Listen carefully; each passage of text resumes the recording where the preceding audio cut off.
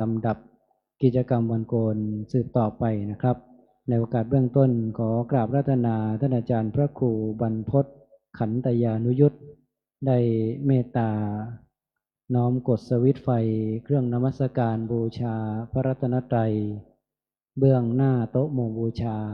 ขอน้อมกราบรัตนาด้วยความเคารพครับครับอาราธนาพระสงฆ์ภิกษุณีอุบาสกอุบาสิกาสาธุชนทุกคนทุกท่านได้นั่งสำรวมกายวาจาใจอยู่ในอาการอันสงบน้อมประคองอัญชลีนะครับ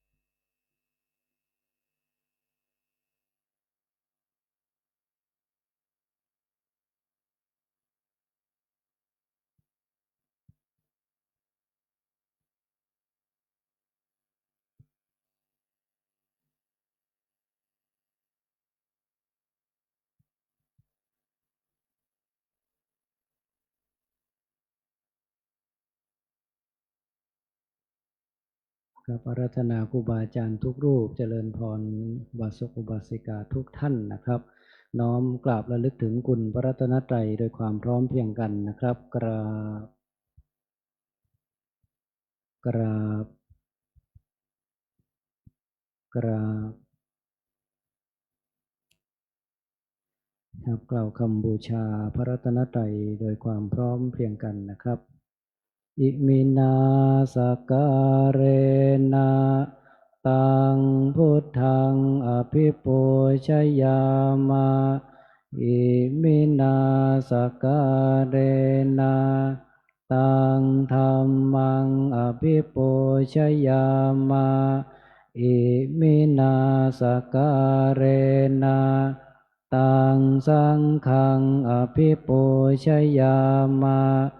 อะระหังสัมมาสัมพุทโธภควาพุทธังภควันตังอภิวาเทมิสุวาคาโตภควตาธัมโมธัมมังนัมสสามิสุปฏิปันโนภะคะวะโตสาวกสังโฆสังฆังนามามิหันธมยังพุทธัสสะภะคะวะโตปุพพาคะนมการังกะโรมาเซนะโมตัสสะภะคะวะโตอะระหะโตสัมมาสัมพุทธัสสะนะโมตัสสะภะคะวะโตอะระหะโตสัมมาสัมพุทธัสสะนะโมตัสสะภะคะวะโตอะระหะโตสัมมาสัมพุทธัสสะหันธรรมยังพุทธานุสตินยังกโรมาเซอิติปิโสภะคะวะอะระหังสัมมาสัมพุทโธวิชาจารณะสัมปันโนสุขโตโลกวิทูอนุตตโรปุริสธรรมสารถิสัทธาเทวมนุษย์สานังพุทโธภควาติกายเยนวาจายวเจตสาวาพุทเทกุกัมมังปะกตังมยายังพุทโธปฏิคันหาตัวเจยันตัง กาลันตะเรสังวริตุงวพุทเทหันธรรมยังธรรมานุสตินยังกโรมาเซสวากขาโต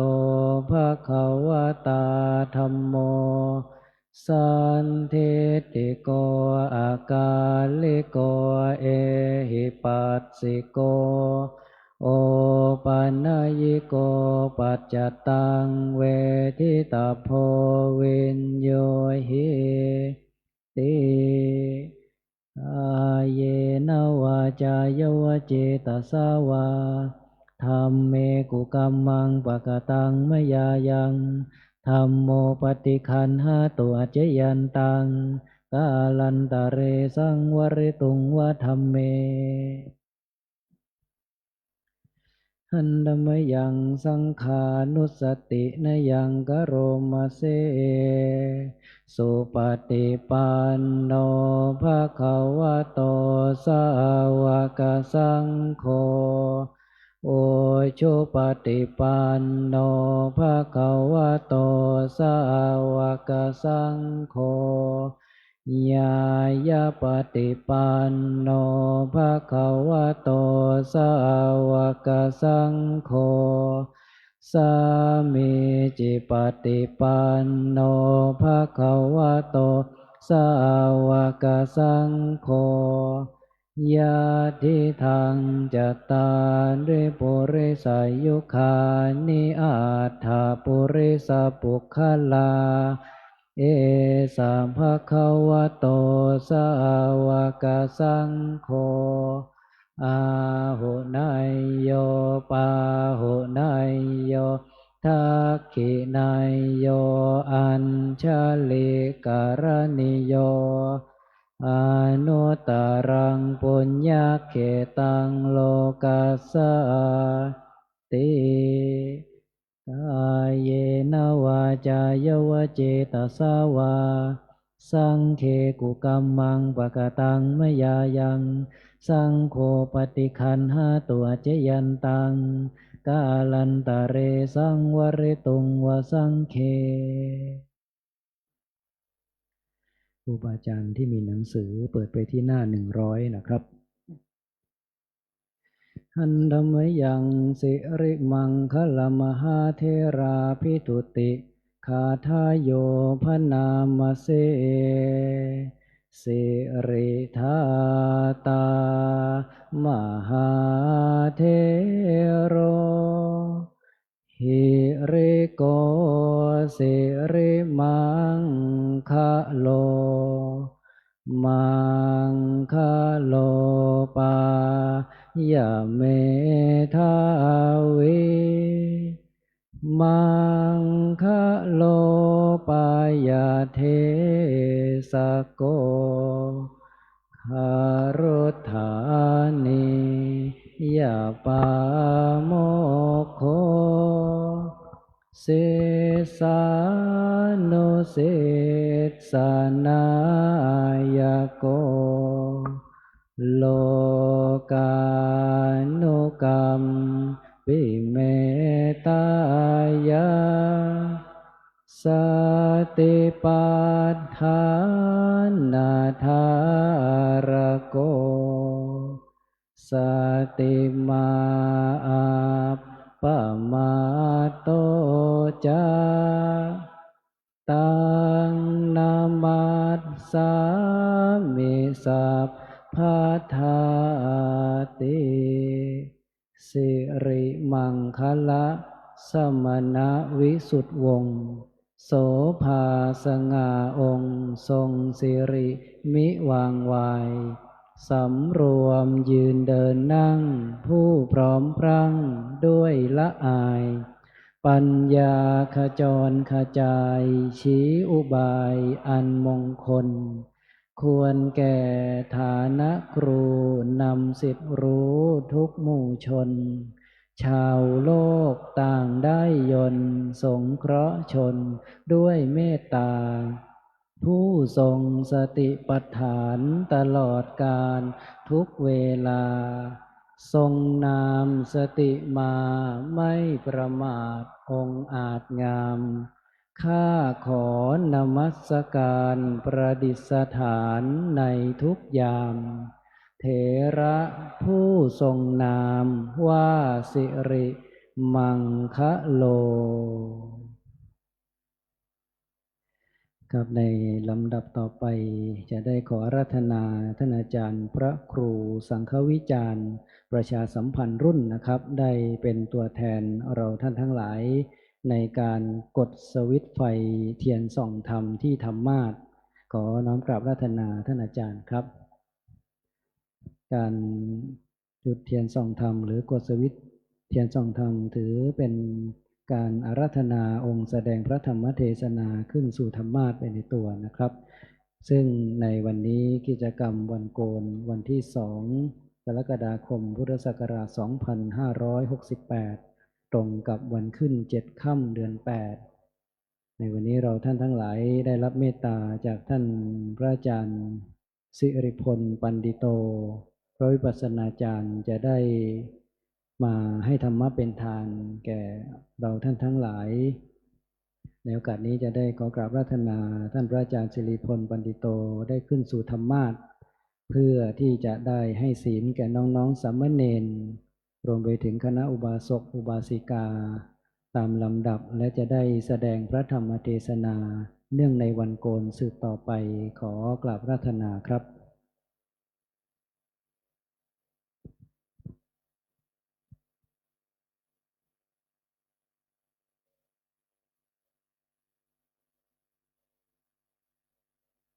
ครับนิมนต์น้องๆสามเณรได้ทยอยเดินมาด้านหน้านะครับเพื่อที่จะได้ไม่เสียเวลาครูบาอาจารย์นะครับครับนิมนต์น้องๆสามเณรทยอยเดินมาได้เลยครับแล้วก็คณะอุบาสกอุบาสิกาตัวแทนที่จะถวายศีลถวายพานขอศีลก็มารอบริเวณด้านหน้าได้เลยนะครับครับต่อไปคณะน้องๆสามเณรสำนักศาสนศึกษาวัดพระธาตุสีจอมทองวรวิหารจะได้สมทานทักษศีลรวมไปถึงสวดสาธยายสามเณรสิกขาตามธรรมเนียมประเพณีปฏิบัติที่พระเดชพระคุณหลวงปู่พระพรหมมงคลได้วางเอาไว้รูปแบบกิจกรรมวันโกนทั้งหมดพระเดชพระคุณหลวงปู่ได้วางเอาไว้ให้เราท่านทั้งหลายได้น้อมนำมาประพฤติปฏิบัติตั้งแต่พระเดชพระคุณหลวงปู่ยังอยู่ที่วัดเมืองมางวัดลำเปิงจนมาถึงวัดพระธาตุสีจอมทองวรวิหารครูบาอาจารย์ท่านไหนที่อยากนำกลับไปประยุกต์ใช้ในวัดของตนหรือสำนักของตนก็สามารถที่จะนำกลับไปใช้ได้นะครับแล้วน้องๆสามเณรจะได้สมาทานศีลต่อไปนะครับ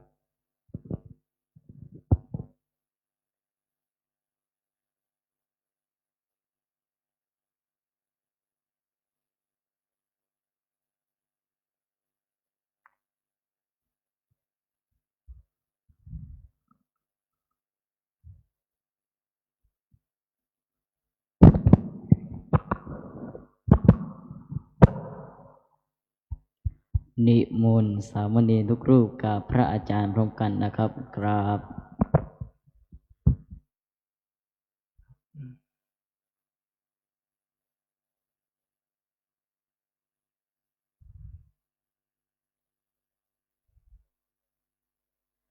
มายังพันเตสรณาสิลังยาจามะทุติยามปิมายังพันเตสรณาสิลังยาจามะตาติยามปิมายังพันเตสรณาสิลังยาจามะนะโมตัสสะภะคะวะโตอะระหะโตสัมมาสัมพุทธัสสะนะโมตัสสะภะคะวะโตอะระหะโตสัมมาสัมพุทธัสสะนะโมตัสสะภะคะวะโตอะระหะโตสัมมาสัมพุทธัสสะนะโมตัสสะภะคะวะโตอะระหะโตสัมมาสัมพุทธัสสะนะโมตัสสะภะคะวะโตอะระหะโตสัมมาสัมพุทธัสสะ นะโมตัสสะภะคะวะโตอะระหะโตสัมมาสัมพุทธัสสะ พุทธังสรณังคัจฉามิ พุทธังสรณังคัจฉามิ ธัมมังสรณังคัจฉามิ ธัมมังสรณังคัจฉามิ สังฆังสรณังคัจฉามิ สังฆังสรณังคัจฉามิ ทุติยัมปีพุทธังสรณังคัจฉามิ ทุติยัมปิพุทธังสรณังคัจฉามิ ทุติยัมปีธัมมังสรณังคัจฉามิ ทุติยัมปิธัมมังสรณังคัจฉามิ ทุติยัมปีสังฆังสรณังคัจฉามิ ทุติยัมปิสังฆังสรณังคัจฉามิ ตาติยัมปีพุทธังสรณังคัจฉามิ ตาติยัมปิพุทธังสรณังคัจฉามิ ตาติยัมปีธัมมังสรณังคัจฉามิ ตาติยัมปิธัมมังสรณังคัจฉามิ ตาติยัมปีสังฆังสรณังคัจฉามิ ตาติยัมปิสังฆังสรณังคัจฉามิ ติสรณะขมนังนิติตัง อามาพันเต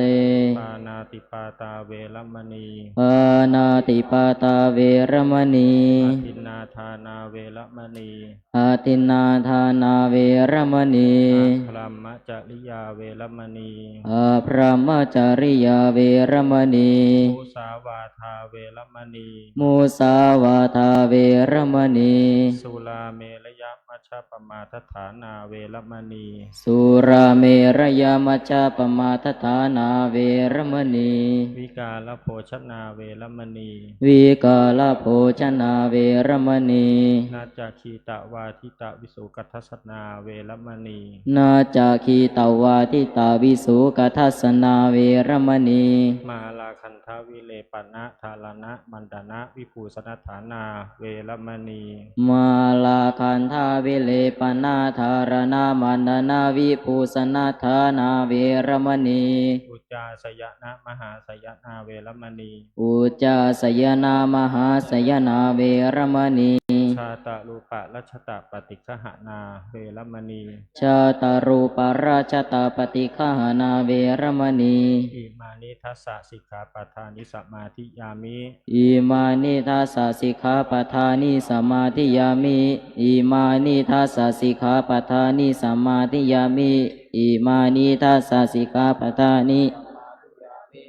ครับ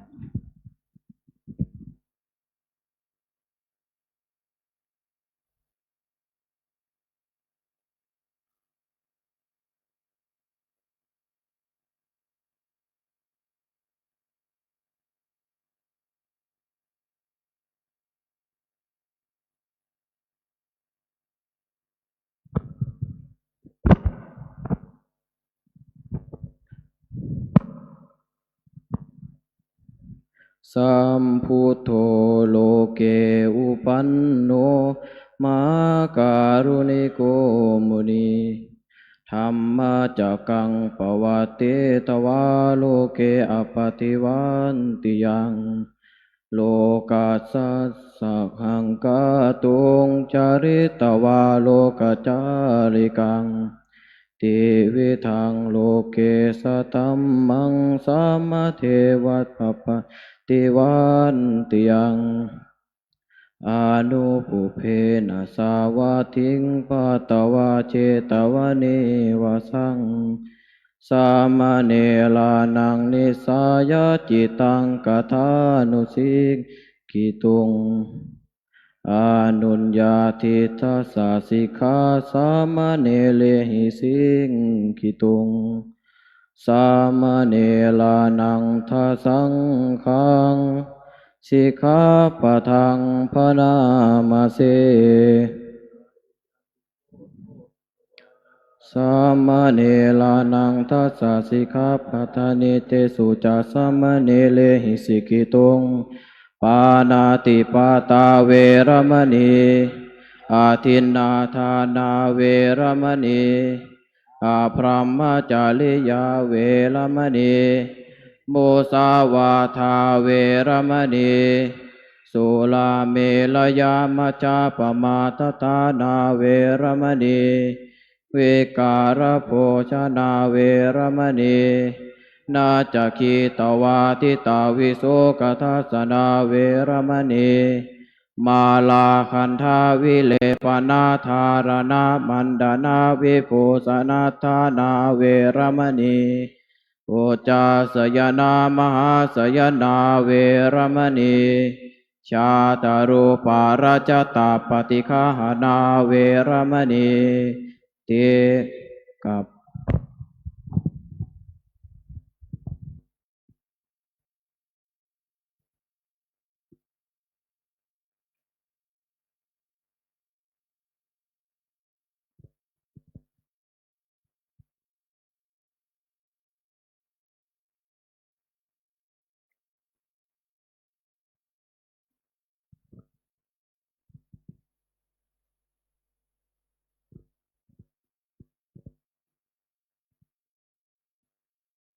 ครับเจริญพรตัวแทนอุบาสกอุบาสิกา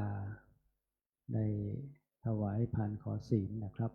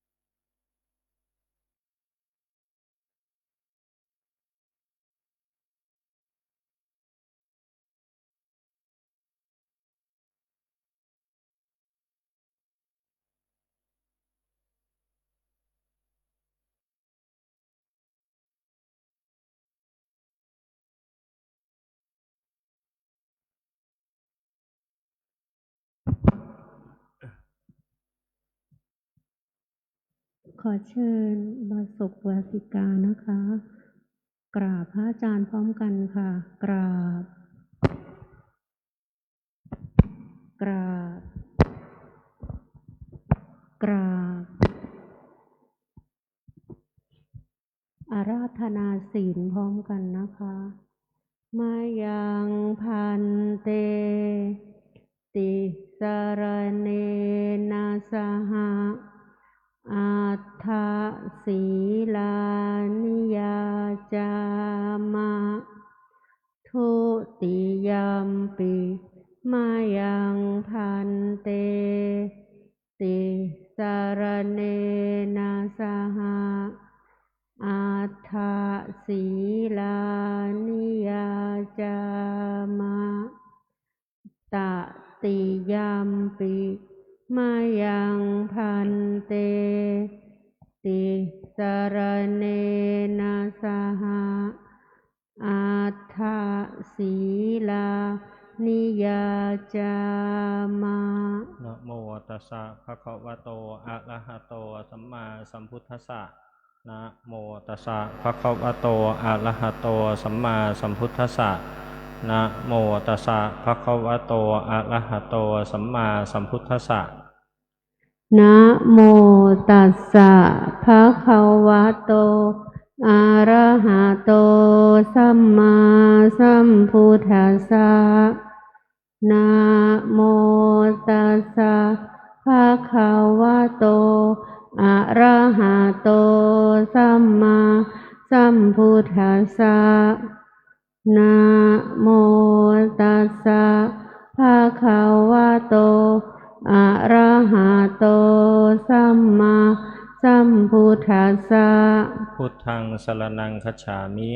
พุทธังสารนังคัจฉามิ ธัมมังสรณังคัจฉามิ ธัมมังสารนังคัจฉามิ สังฆังสรณังคัจฉามิ สังฆังสารนังคัจฉามิ ทุติยัมปิพุทธังสรณังคัจฉามิ ทุติยัมปิพุทธังสารนังคัจฉามิ ทุติยัมปิธัมมังสรณังคัจฉามิ ทุติยัมปิธัมมังสารนังคัจฉามิ ทุติยัมปิสังฆังสรณังคัจฉามิ ทุติยัมปิสังฆังสารนังคัจฉามิ ตติยัมปิพุทธังสรณังคัจฉามิ ตติยัมปิพุทธังสารนังคัจฉามิ ตติยัมปิธัมมังสรณังคัจฉามิ ตติยัมปิธัมมัง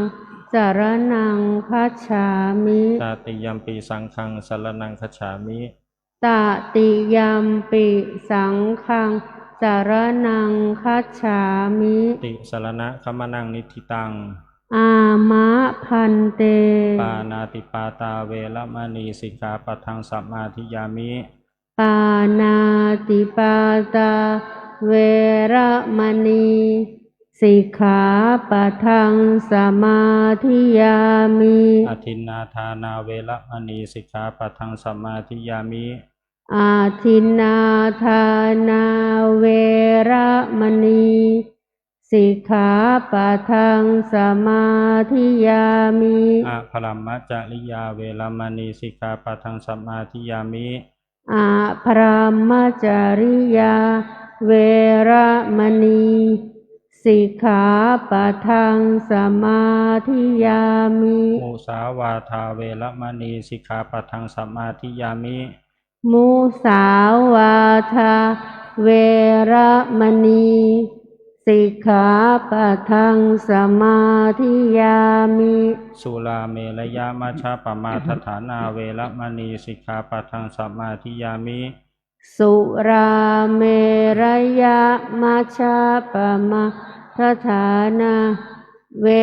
ระมณี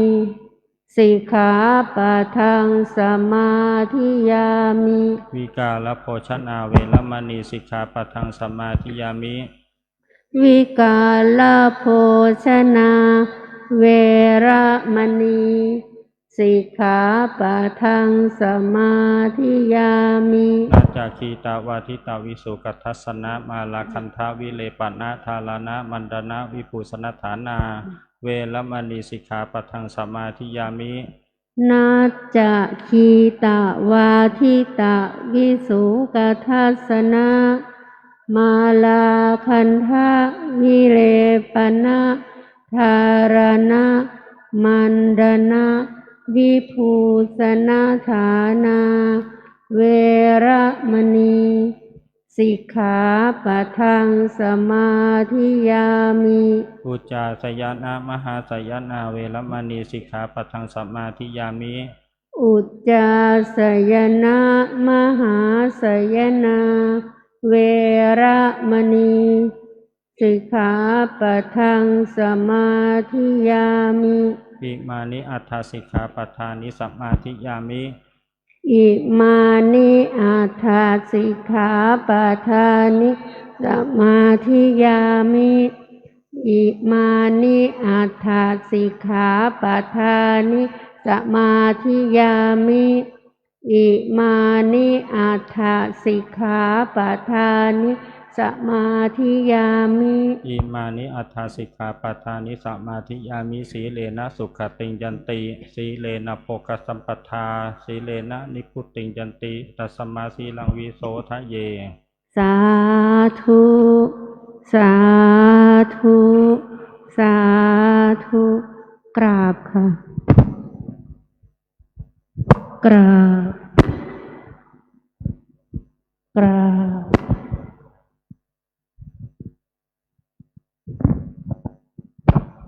ครับลำดับต่อไปคณะแม่ชีอุบาสกอุบาสิกา จะได้ร่วมกันกล่าวคำอาราธนาธรรมสืบต่อไปนะครับ ขอเชิญอาราธนาธรรมพร้อมกันนะคะธัมมาจาโลกาทิปติสัมปติกาตัญชลีอานาทิวารังอายาจถาสันติทัสสัตตาอัปปราชักขชาติกาเทเสหิธัมมังอนุกัมปิมัง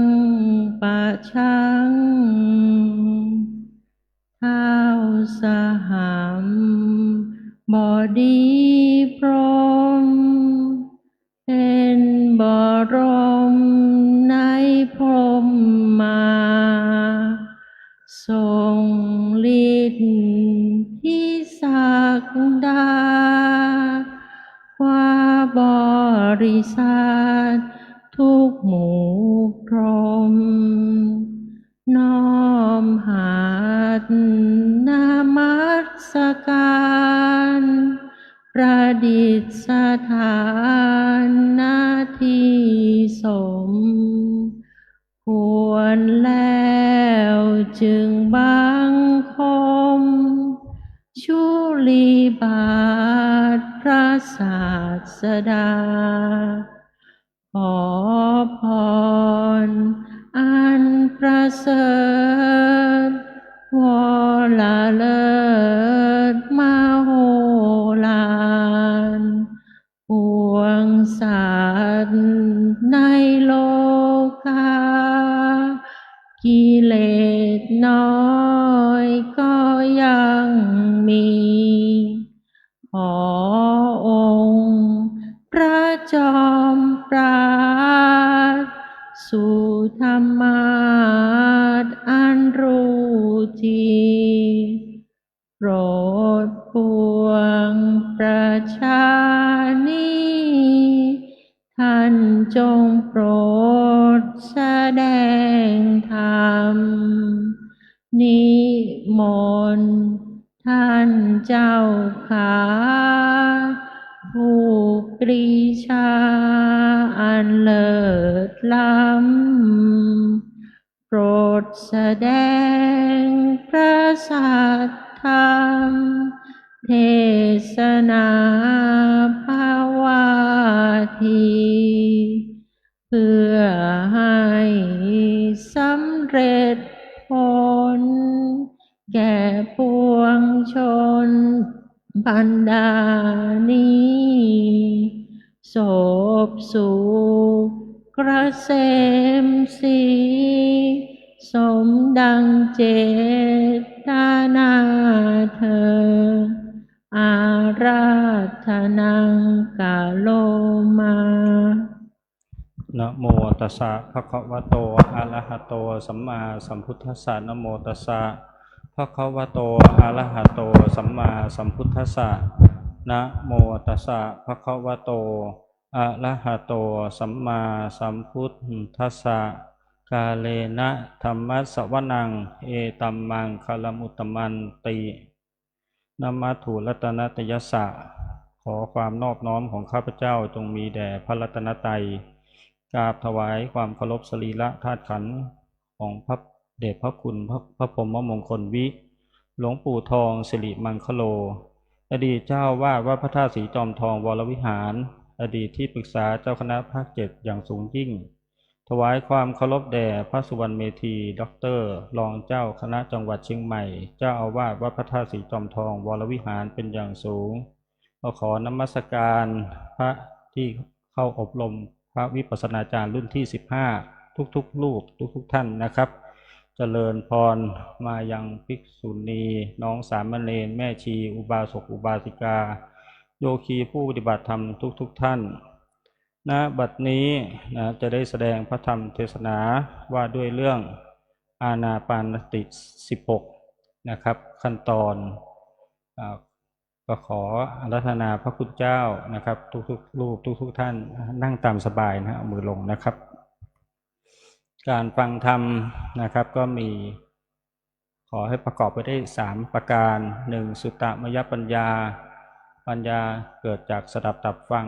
นะครับฉันทะพอใจในการฟังคือพูดให้ฟังนะไม่ได้พูดให้เชื่อนะครับ2จินตามยปัญญาปัญญาเกิดจากการดุลพินิจพิจารณาหาเหตุหาผลเมื่อฟังแล้วก็ขอให้ท่านทั้งหลายพิจารณาดูว่าเป็นเหตุเป็นผลถูกต้องตามในพระสูตรหรือเปล่านะครับอันที่3ภาวนามยปัญญาปัญญาเกิดจากการปฏิบัตินะครับจะได้อ่านตัวออกบอกตัวได้จะได้ใช้ตัวเป็นเห็นตัวตายคลายทิฏฐิจะได้ดำริชอบประกอบกุศลเห็นผลอนันต์เป็นหลักฐานสำคัญเป็นต้นว่าด้วยอานาปานสติ16พระพุทธองค์ท่าน กล่าวไว้ว่าภิกษุทั้งหลาย เมื่อเข้าสู่ป่าก็ดี สู่โคนไม้ก็ดี สู่เรือนว่างก็ดีคำว่าสู่เรือนว่างไม่ได้หมายถึงเรือนว่างๆหมายถึงว่าเราอยู่ในมหาศาลาแห่งนี้ก็คือให้ทำเป็นสุญญตาคือให้ว่างจากกิเลสตัณหาอุปาทานเหมือนเรานั่งอยู่รูปเดียวในคนหมู่มากนะให้กระทำในใจอย่างนั้นนะครับเมื่อมาถึงแล้วตั้งคู่เข้าโดยรอบตั้งกายตรงดำรงสติมั่นคำว่าตั้งกายตรงเนี่ยก็คือตรงของเราไม่ได้ตรงเป็นไม้บรรทัดคือสรีระขันธ์ของแต่ละท่านก็ไม่เหมือนกันความเป็นธรรมชาติของแต่ละท่านไม่เหมือนกันนะครับอันนี้พอเรานั่งขอให้นั่งในลักษณะที่แบบสบายนั่นเองข้อที่หนึ่งนะครับพระพุทธองค์ท่านบอกว่าหายใจเข้ายาวออกยาวก็รู้ชัดว่ายาวทีนี้รู้ได้อย่างไรว่ายาวนะครับก็คือรู้ที่ท้องนะครับท้องพองยุบนั่นแหละคือแบบนี้คือถ้าท้องพองยาวลมมันก็เข้ามากท้องยุบมากลมก็ออกมากนะก็ให้ดูอย่างนี้อันนี้ก็จะเป็นบางท่านก็จะว่าสำนักนั้นแต่ละสำนักสอนไม่เหมือนกันคือมันก็เป็นเรื่องลมเหมือนกันบางท่านดูที่ต้นลมดูที่ปลายจมูกหรือริมฝีปากบนเขาเรียกว่าต้นลมกลางลมคือหน้าอกตรงลิ้นปี่ฐานลมก็คือที่หน้าท้องอันนี้ของสำนักวัดพระธาตุสีจอมทองเราดูที่หน้าท้องก็กำหนดที่ฐานลมการเฝ้าอยู่แค่จุดเดียวนะครับไม่ต้องไปตามลมเขาเปรียบเสมือนว่าปราสาทนี้มี20ประตูนะครับพระราชาสั่งให้ปิดประตูเหลือแค่ประตูปิดไว้เนี่ยเหลือประตูแค่ประตูเดียวนอกนั้นปิดทั้งหมดเมื่อคนเข้าประตูนี้ก็ต้องออกประตูนี้นะครับไม่ต้องไปตามว่าเธอจะไปบ้านแห่งใดตำบลแห่งใดเมื่อชายผู้นั้นเข้าไปเขาก็ต้องออกมาตรงประตูนี้นะครับก็คือให้เฝ้าที่ท้องพองยุบนั่นแหละข้อที่สองหายใจเข้าสั้นออกสั้นก็รู้ชัดว่าสั้นรู้โดยธรรมชาตินะคือถ้ามันเข้าสั้นก็คือลมมันเข้านิดเดียวมันก็พองนิดเดียวถ้ามันยุบนิดเดียวก็คือลมมันก็ออกนิดเดียวคือให้ดูเป็นธรรมชาติเราไม่ดึงลมเข้าออกนะครับคือจะยาวจะสั้นก็เป็นธรรมชาติของเขาเข้าใจ2ข้อนี้นะข้อที่3ลมหายใจนับเนื่องด้วยกายนับเนื่องเป็นสิ่งเดียวกับกายเราก็ประกอบไว้ด้วยธาตุ4ดินน้ำลมไฟนะครับถ้าเกิดว่าธาตุลมดับธาตุทั้ง3ก็ตั้งอยู่ไม่ได้อันนี้กายลมก็คือนับเนื่องเป็นสิ่งเดียวกับกายนะครับอันนี้ให้สังเกตว่ากายลมของเราเป็นอย่างไรก็จะเนื่องมาถึงข้อที่4คือถ้าลมละเอียดปราณีตสุขุมบางครั้งผู้ปฏิบัติธรรมจะสังเกตว่าเหมือนพอเราไปส่งอารมณ์มีความรู้สึกว่าเหมือนท้องแทบจะไม่พองไม่ยุบเหมือนลมหายไปเนื่องจากว่าลมกายลมนะครับมันสุขุมละเอียดปราณีตมันก็ส่งผลถึงกายเนื้อกายเนื้อร่างกายของเราบางครั้งอาการพองยุบแทบจะจับไม่ได้เนื่องจากว่าลมละเอียดนั่นเองอันนี้ถ้าลมมันหยาบเนื่องเราจากหายใจสั้นหายใจสั้นมันก็จะมีสมมุติฐานเช่นว่าเรามีอาการโกรธตกใจกลัวตื่นเต้นลมหายใจมันจะหยาบเมื่อลมหายใจหยาบนะครับคือกายลมมันหยาบมันก็ส่งผลถึงกายนอกก็คือท้องพองยุบมันก็จะกระพือถี่เร็วตรงนี้นะครับก็คือเขาเรียกว่าเป็นในเรื่องของดูเรื่องของลมอันนี้ข้อที่4เรื่องของลมหายใจเขาบอกว่าให้ทำกายให้สงบระงับอยู่ หมายความว่าเราก็ต้องผู้ปฏิบัติธรรมก็พึงสังเกตนะครับถ้าลมมันหยาบมันสั้นเนี่ยเราก็ต้องทำให้ลมมันละเอียดทำให้ลมละเอียดไม่ใช่ไปดึงลมนะครับคือเหมือนเราปฏิบัติธรรมไปเนี่ยแล้วเราก็รู้สึกว่ามันตกใจเนี่ยมันตื่นเต้นแล้วเราก็ผ่อนคลายแล้วผ่อนคลายเนี่ยคือลมมันจะละเอียดปราณีตสุขุมคือเขาให้มันสงบระงับอยู่อันนี้ถ้าลมมันสงบระงับอยู่เนี่ยละเอียดปราณีตสุขุมเนี่ยหมวดเวทนาข้อแรกมันจะเป็นปีติทันทีความอิ่มใจนั่นเองเวทนาหลายๆท่านจะมีความสับสนคือชอบพูดกันว่าเวลาเวทนาคือความหมายคือทุกขเวทนาอันนี้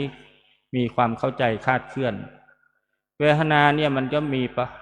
สุขเวทนาสุขทางกายสุขทางใจทุกกายทุกใจแล้วก็อุเบกขาคือเฉยๆนะเขาว่าด้วยอุเบกขาคือ5นะครับมี5อย่างอันนี้ถ้าเราลมหายใจสุขุมละเอียดปราณีตเนี่ยข้อแรกเวทนาก็จะเป็นปีติความอิ่มใจข้อที่2มันก็คือเป็นสุขเวทนานั่นเองสุขเวทนาเนี่ยมันต่อเนื่องเชื่อมกันนะมันจะเร็วนะครับข้อที่3ปีติสุขรู้ด้วยจิตตสังขารคือสังขารเนี่ยมันจะจำได้สัญญาจำได้หมายรู้ว่าปีติสุขเป็นแบบนี้เองหรือนะครับเวลาปีติสุขแบบนี้เองหรือเขาบอกว่าให้ทำจิตสังขารให้สงบระงับอยู่ตรงนี้หมายถึงว่าพอเราเกิดปีติสุขอย่าพึงเข้าไปยึดการที่เราพึงเข้าไปยึดนั้นเป็นโลภะเขาให้รู้แล้ววางนะครับให้รู้แล้ววางแต่ผู้ปฏิบัติธรรมเวลาเกิดปีติสุขคืออยากให้มันเที่ยงอยู่ไม่อยากให้มันเสื่อมไปไม่อยากให้มันหายไปตรงนี้เป็นสัสสตทิฏฐิคืออยากให้มันเที่ยงอยู่นั่นเองเอาให้รู้แล้ววางอันนี้ถ้าเป็นทุกข์มันก็จะเป็นแบบนี้นะครับเนื่องจากย้อนมาหมวดกาย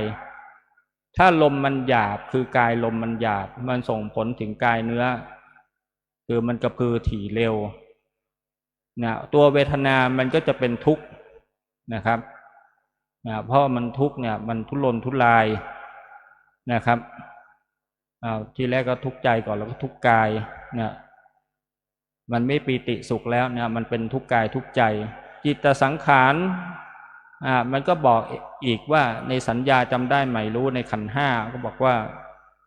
ตัวทุกข์เนี่ยมันเป็นอย่างนี้นี่เองนะอันนี้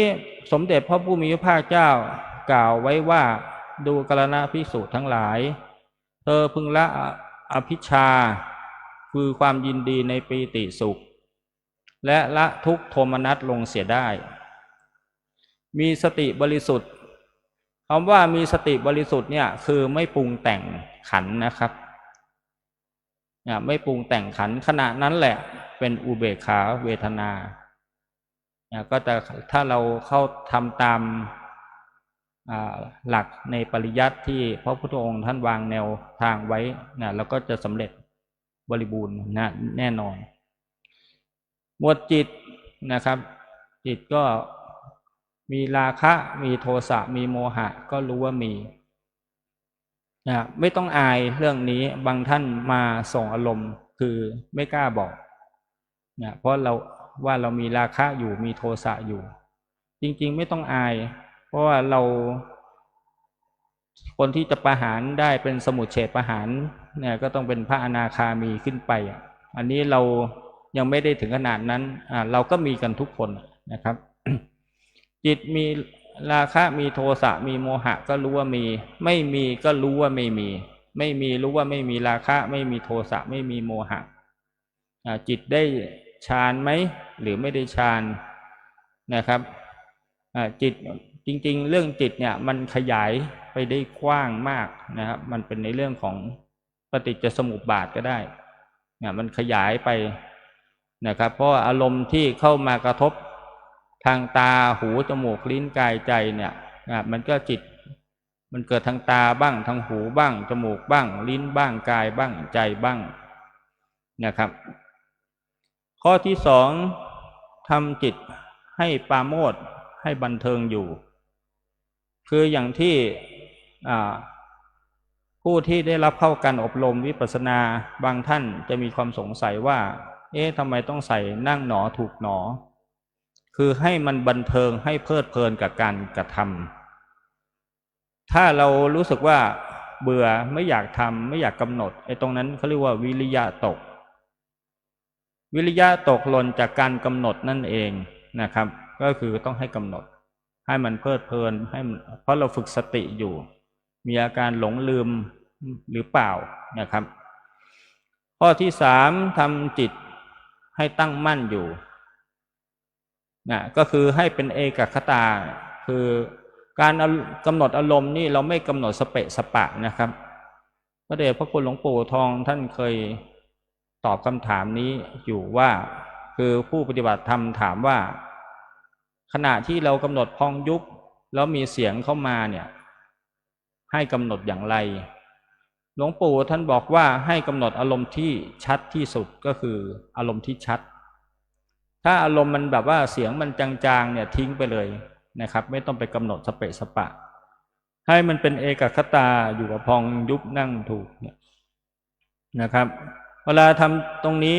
จิตมันจะเป็นประภัสสรคือสงบสะอาดสว่างคือเป็นปริสุทธโธนั่นเองคือจิตบริสุทธิ์นะจิตบริสุทธิ์ตรงนั้นทำให้ตั้งมั่นอันสุดท้ายทำจิตสลัดสิ่งที่กุ้มลุมจิตอยู่สลัดสิ่งที่กุ้มลุมจิตก็คือนิวรธรรมกามฉันทะคือความพอใจพึงพอใจในกามกิเลสกามวัตถุกามบางครั้งการกำหนดในเรื่องของจิตเนี่ยขออนุญาตถวายความรู้นะครับคือพอเรากำหนดจิตเนี่ยเราอย่าไปบล็อกมันผู้ปฏิบัติธรรมบางท่านคือ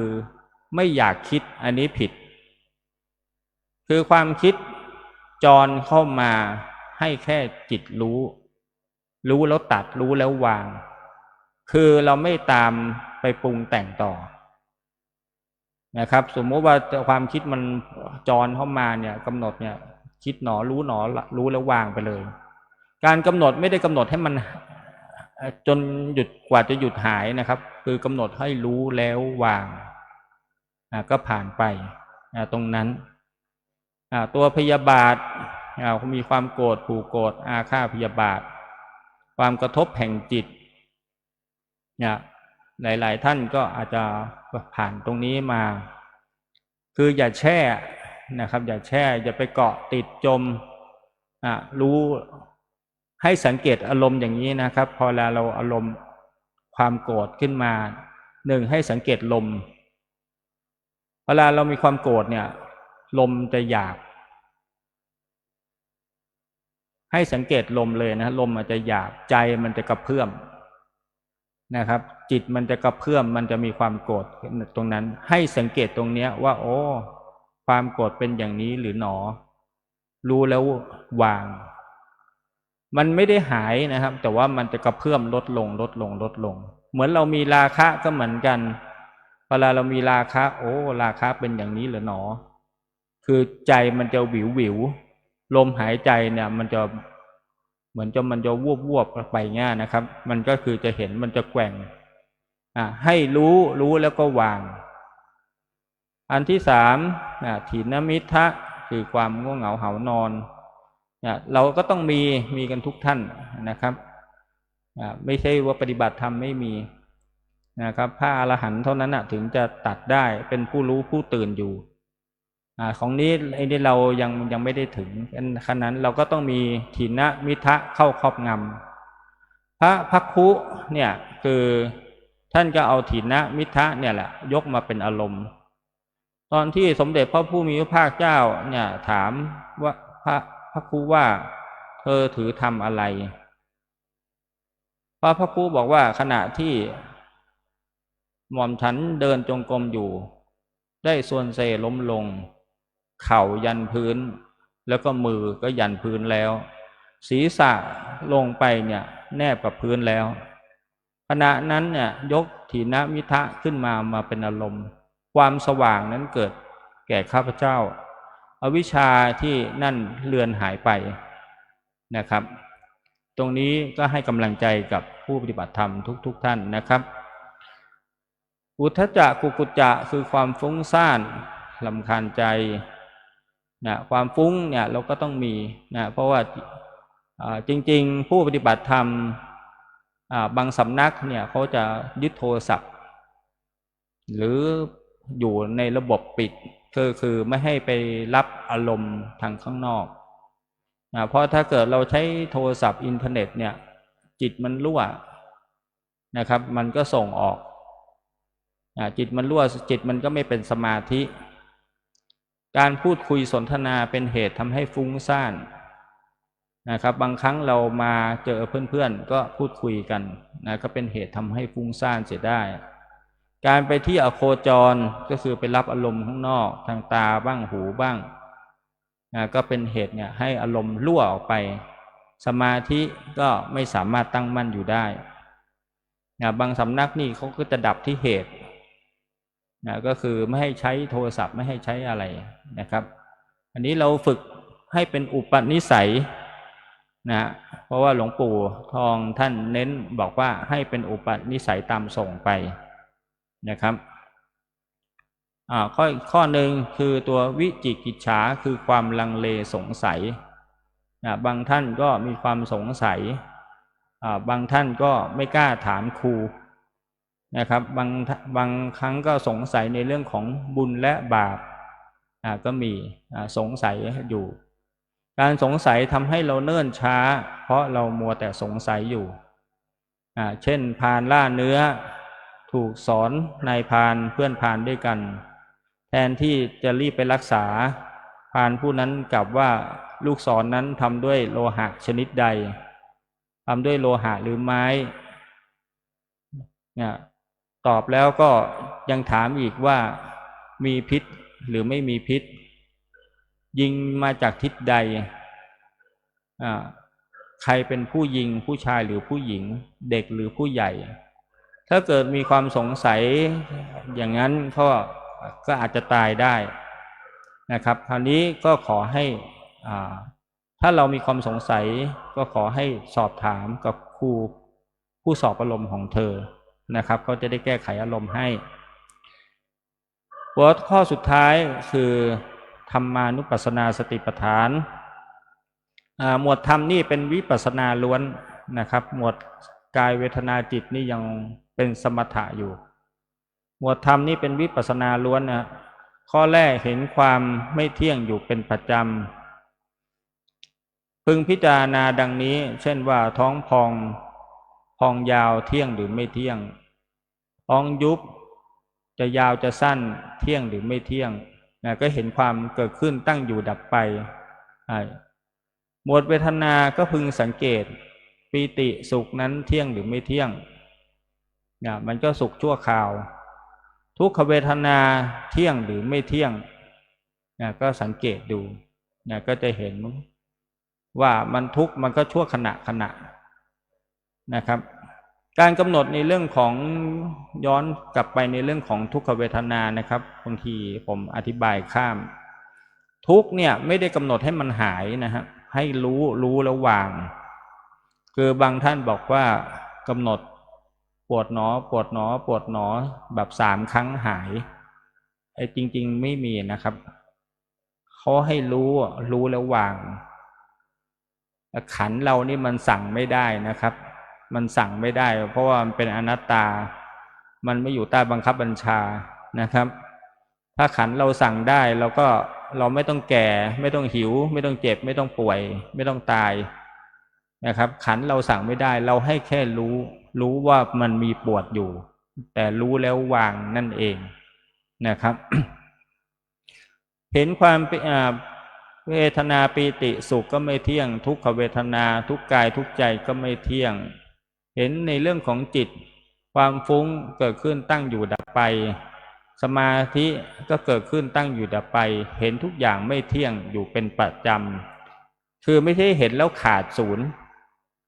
บางท่านบอกว่ากำหนดแล้วไม่หายมันผุดขึ้นมาใหม่อีกถ้าเรามันขาดศูนย์มันก็เป็นอุเฉททิฏฐิคือเรามีความเห็นผิดว่ามันต้องขาดศูนย์เพราะพระพุทธองค์ท่านถึงบอกว่าให้เห็นอยู่เป็นประจำคือเห็นบ่อยๆซ้ำๆอันที่สองคือวิราคานุปัสสีนะครับก็คือเห็นความจางคายเมื่อเราเห็นความไม่เที่ยงอยู่เป็นนิจอุปทานที่เข้าไปยึดมั่นถือมั่นในขันธ์นั้นดูแล้วมันไม่มีแก่นสารมันก็เกิดความจางคายจากที่ว่าเขาไปยึดว่าขันธ์นั้นเป็นของเราบางทีเราไปยึดขันธ์คนอื่นก็มีแล้วเราก็ทุกข์เองเห็นความจางคายอยู่เป็นประจำอยู่เป็นนิจข้อที่สามก็คือเห็นความดับอยู่เป็นประจำความดับนี่ไม่ใช่ดับศูนย์บางท่านเข้าใจว่ามันต้องศูนย์ไปเลยกิเลสต้องหายไปเลยไม่ใช่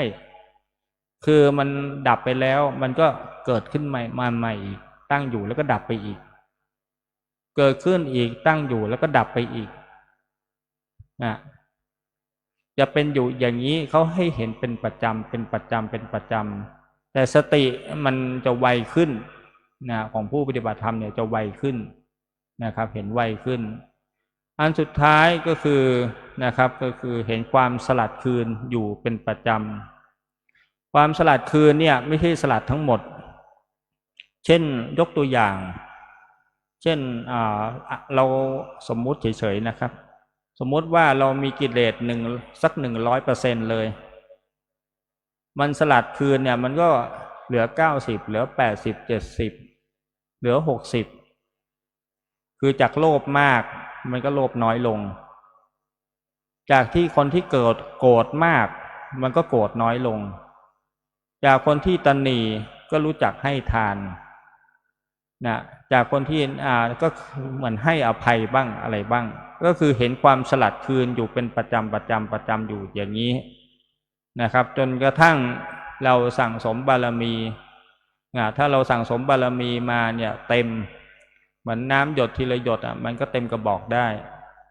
บุญกุศลมันก็เหมือนกันนะครับมันก็เหมือนน้ำหยดทีละหยดที่เหมือนเราเห็นก๊อกรั่ว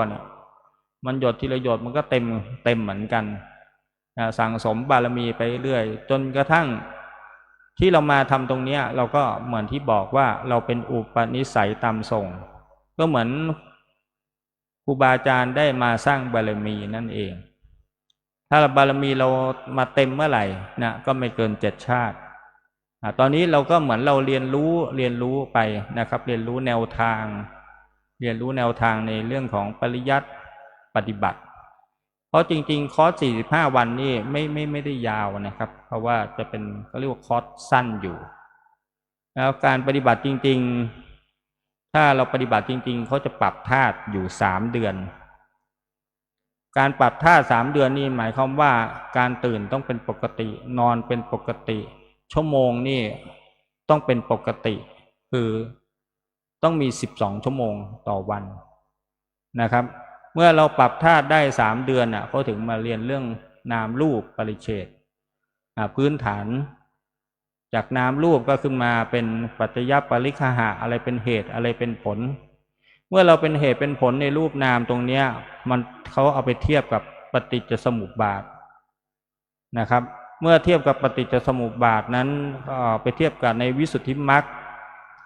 เขาถึงได้เป็นกังขาวิตรณวิสุทธิเขาถึงได้บอกได้กล่าวได้ว่าเป็นจุลโสดาบันแต่ตอนนี้เราเรียนเหมือนเรียนเอาแนวทางนะครับคือพระเดชพระคุณหลวงปู่ท่านบอกว่าท่านจะให้กำลังใจลูกศิษย์ว่าขอให้ฝึกไปไว้ลูกให้เป็นอุปนิสัยตามส่งนะครับเห็นจริงๆมันมีตัวอย่างเยอะมากมายในเรื่องของกายเวทนาจิตธรรมเนี่ยคือต้องแยกเป็นหมวดนะครับคืออย่าเอามาผสมคือเหมือนเราเรียน4 วิชาเหมือนเรียนเรื่องเลขวิทยาศาสตร์อังกฤษสังคมมันคนละวิชาแต่อย่าเอามารวมหมวดกายเนี่ยเขาเน้นความเป็นธรรมชาติธรรมะคือธรรมชาติจะเดินอะไรก็ต้องเป็นธรรมชาติถ้าเรามีอาการเพ่งเกร็งตึงนี่ตก นะครับเพราะเราต้องเดินให้เป็นธรรมชาตินั่งก็กำหนดให้เป็นธรรมชาติไม่มีบังคับอั้นลมกั้นลมหรือเพ่งจ้องนะให้เป็นธรรมชาติมีแค่สติรู้ตามหมวดเวทนาให้รู้ทุกข์ไม่ใช่หนีทุกข์นะครับให้รู้ว่าอ๋อทุกข์มันเป็นแบบนี้นะตามที่พระพุทธองค์ท่านบอกว่าในเอหิภิกขุสัมปทาเธอจงมาเป็นภิกษุเถิดทำอันเรากล่าวดีแล้วเธอจงมากระทำให้เห็นที่สุดแห่งตัวทุกข์โดยชอบเถิดก็คือให้เห็นทุกข์นั่นเองอย่างวชิราภิกษุณีก็เคยกล่าวไว้ว่าทุกข์เท่านั้นแหละที่เกิดขึ้นตั้งอยู่แล้วก็ดับไปนอกจากทุกข์ไม่มีสุขเลยสมเด็จพระผู้มีพระภาคเจ้ากล่าวคำรับรองนั้นว่าดูกรณะน้องหญิงเธอกล่าวธรรมนั้นถูกต้องแล้วทุกข์เท่านั้นแหละที่เกิดขึ้นตั้งอยู่แล้วก็ดับไปนอกจากทุกข์ไม่มีสุขเลยหมวดจิตเนี่ยมันก็เป็นเรื่องตรงนี้ยากนะครับเพราะว่าเป็นในเรื่องของวิถีถ้าเกิดท่านใดเรียนอภิธรรมมาก็จะได้เปรียบนะครับเพราะว่าในเรื่องของวิถีมันจะค่อนข้างไวอย่างเช่นว่าเราจะมีผู้ปฏิบัติธรรมหลวงพระที่เข้าอบรมนะครับก็จะมีอธิษฐานอันนี้เขาเรียกว่าดับก่อนดับคือจริงๆเขาจะมีถามดังนี้ก่อนดับเป็นอย่างไรลมหายใจเป็นอย่างไรคือก่อนดับขณะดับนะครับมันมีก่อนดับแล้วก็ขณะดับเธอบริกรรมอย่างไรถ้าเกิดเธอรู้ตัวทั่วพร้อมเขาเรียกเป็นอสัมโมหะคือความเป็นผู้ที่ไม่หลงมีสติสัมปชัญญะอยู่ขณะดับนี่ดับเลยไหมหรือว่ายังมีรู้ตัวทั่วพร้อมอยู่ขณะที่รู้ตัวมาตอนไหนตรงนี้เป็นสัมปชัญญะบัพพะนะครับหมวดสัมปชัญญะบัพพะก็คือเราก็ต้องมีความรู้ตัวว่าดับไปตอนไหนมาตอนไหนอารมณ์เป็นอย่างไรนะครับตรงนี้ก็ถือว่าเป็นถวายความรู้นะครูบาอาจารย์นะครับก็เห็นว่าเวลาก็ล่วงเลยมานะครับก็สมดังพระพุทธสุภาษิตที่ว่ากาเลนะธรรมะสวนังเอตัมมังคลมุตตมันติการฟังธรรมตามการเป็นมงคลอย่างยิ่งผมได้แสดงพระธรรมเทศนานะครับก็เห็นว่าสมควรแก่เวลาจึงขอยุติลงคงไว้แต่เพียงเท่านี้อิมินากตปุญเยนะด้วยอำนาจกุศลผลบุญที่ท่านทั้งหลายได้กระทำมาแล้วในวันนี้ขออำนาจพระไตรลักษณ์เป็นฉัตรกั้นทั้งเทวันเทพพิทักษ์จงรักษาสิ่งชั่วร้ายอย่าได้มีมาบีทาทั้งวันนี้วันหน้าทุกท่านเทินเอวังก็มีด้วยประการและชนนี้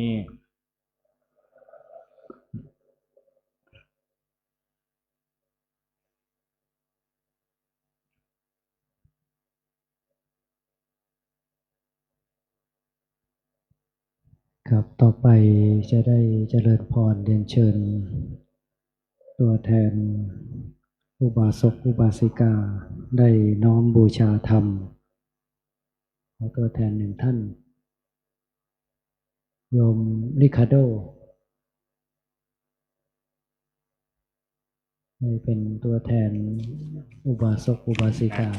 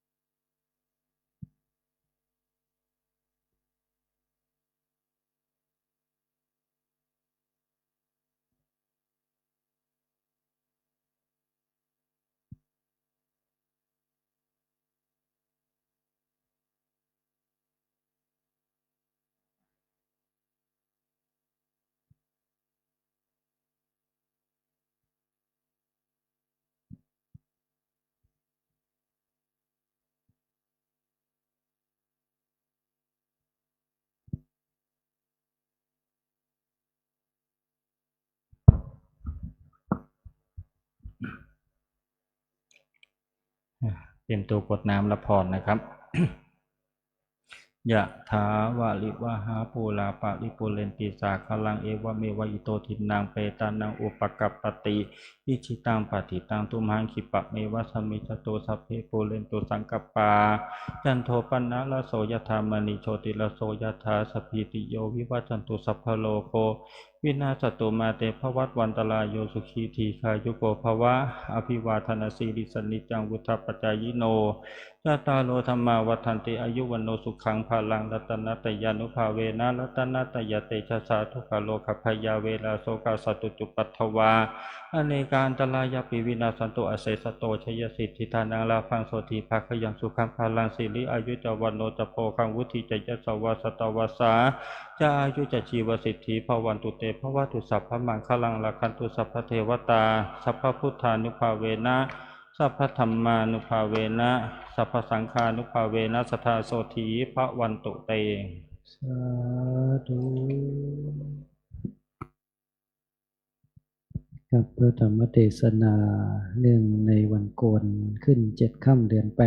8วันพุธที่2 กรกฎาคมพุทธศักราช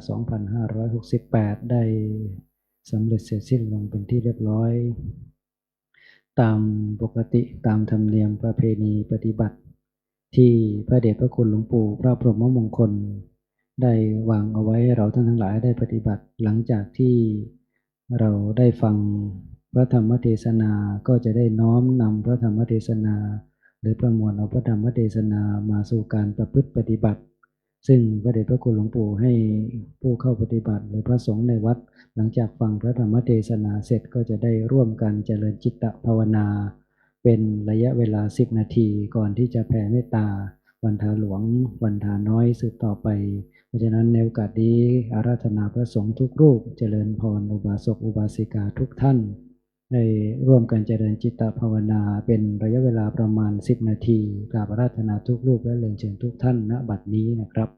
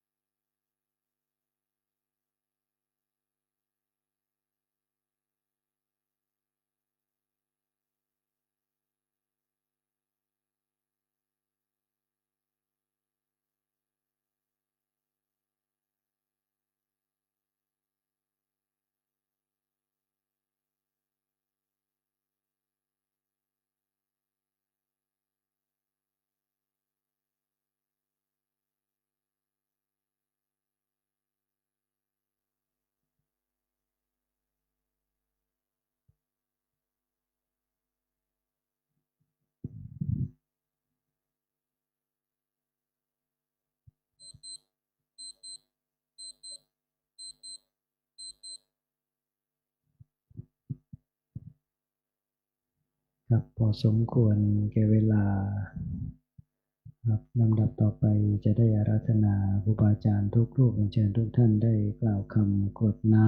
ำแบบพื้นเมืองล้านนาเปิดหนังสือไปที่หน้า8นะครับวิตังทานากัมมังนิปปานาปัจจยโยโหตุโนนิจังอิตังศีลากัมมังนิปปานาจยโยโหตุโนนิจังอิตังภาวนากัมมังนิปปานาจยโยโหตุโนนิจังยังกินจิกุสาลังกัตตพังกัมมังสัพเพหิกาเตหิกาตังปุญญังโนนุโมทันโตสุนันโตพลโตเยเทวาอาสามิงฐานเนอาทิคาตาทียุกาสัทธาโหนตุสัมภาสัตตานังสุขีอัตตานังปา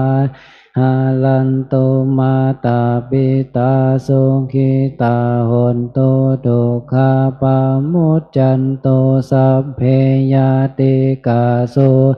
ตาโหนตุทุกขาปามุจจันโตสัพเพอายาติกาสุทุกขาปามุจจันโตสัพเพปิสาสัพเพยัคขาสัพเพเปตาสุตาโหนตุทุกขาปามุจจันโตสัพเพนัคขตาสุขิตาโหนตุทุกขามุจจันโตสัพเพเทวาสุขิตาโหนตุทุกขามุจจันโตสัพเพอาจาริโยปัจฉายาสุขิตาโหนตุทุกขาสัมภาสัมปัตตินังสามิชันตุโววันธามิพุทธังสัมพังเมโตสังฆามาธาเมพันเตวันธามิธัมมังสัพพังเมสังฆามาธาเมพันเต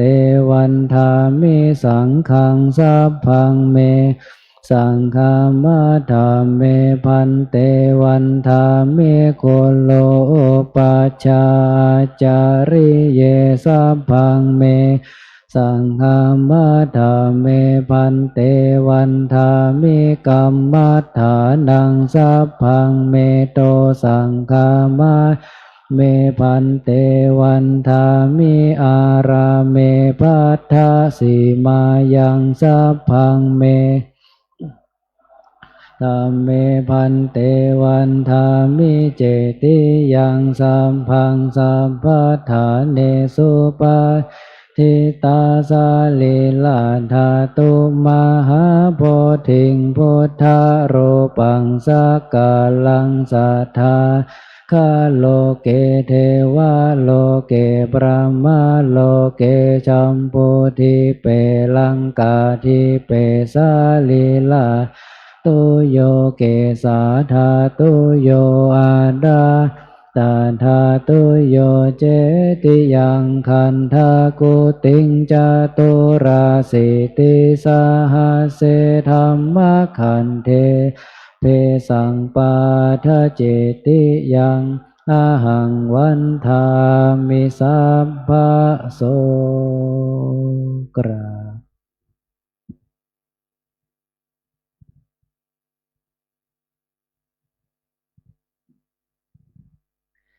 ครับได้น้อมวันทาน้อยระลึกถึงคุณธรรมพระเดชพระคุณหลวงปู่และน้อมขอเข้ามาครูบาอาจารย์โดยความพร้อมเพรียงกันนะครับ วันทามิพันเตสัพพังอปาราทังคามาธรรมเมพันเต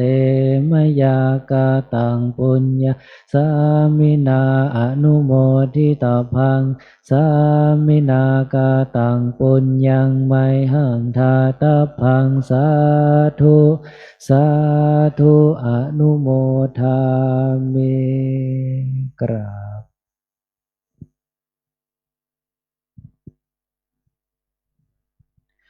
ครับจะได้กล่าวคำบูชาพระรัตนตรัยพร้อมอันอีกคำรบหนึ่งนะครับอะระหังสัมมาสัมพุทโธภควาพุทธังภควันตังอภิวาเทมิสวากขาโตภควตาธัมโมธัมมังนัมสสามิสุปฏิปันโนภควโตสาวกสังโฆสังฆังนามามิครับสำหรับกิจกรรมวันโกน